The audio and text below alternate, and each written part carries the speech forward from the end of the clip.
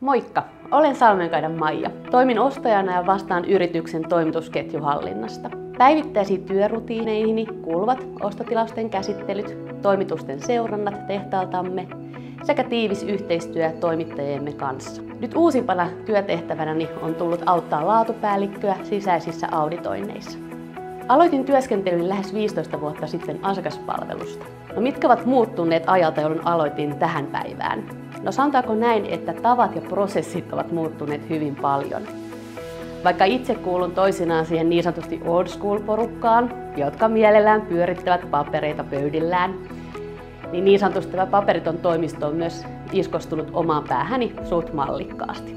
No, muutoksia on tapahtunut paljon, eikä pelkästään järjestelmän mielessä, vaan myös palvelutarjonnan kasvattamisessa. Kun silloin 15 vuotta sitten aloitin urani Sveitsok Helsingissä, ei ollut aavistustakaan, että vuosien päästä meillä olisi muun muassa puhdas tila käytössämme hitsaustöille tai että tarjoaisimme kenttäinsinööripalveluja asiakkaillemme.